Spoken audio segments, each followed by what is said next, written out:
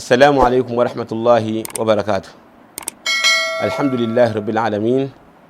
اللهم صل وسلم وبارك على سيدنا محمد وعلى آله الطيبين الطاهرين وصحابته أجمعين وبعد. Ndugu zangu Waislamu, ndugu watazamaji, leo tutazame kabisa hukumu ya mtu ambaye amesilimu katikati ya mchana wa Ramadhan. Yani tokea asubuhi alikuwa hajasilimu, Allah amemfungulia Uislamu katika kifua chake, akafungua kwa mfano baada salati dhuhri.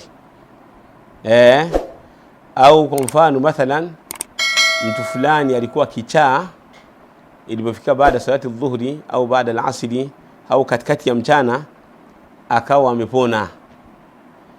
Au mathalan alikuwa kijana mdogo, ilipofika katikati ya nini akawa amebaleghe, akawa shakuwa ndo mtu mzima, anatakiwa afunge ule ujana na utoto kao shaondoka. Nini hukumu ya saumu ya watu kama hawa? Yani kwa maana katika sheria wanasema hivi, swara ma hukum man swara ahla lilwujubi fi nahari Ramadhan. Hii ndio lugha ya sheria.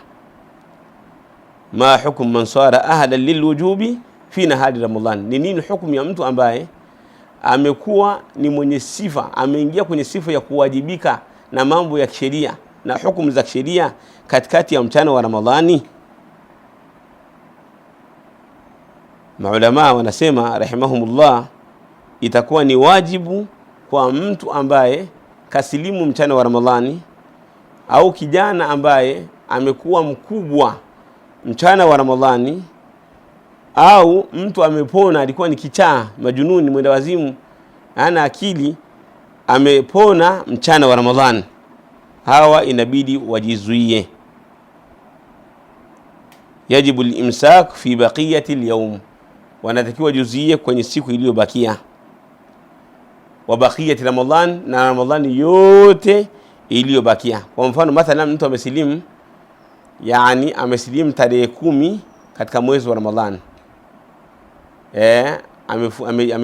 Amesilimu 10 katika mwezi wa Ramadhan. Watu washafunga 9, yeye katika ile 10 ndo kasilimu au kabaleghe, au alikuwa ni kichaa kapona, au wama ila dhalika, katika mambo kama hayo.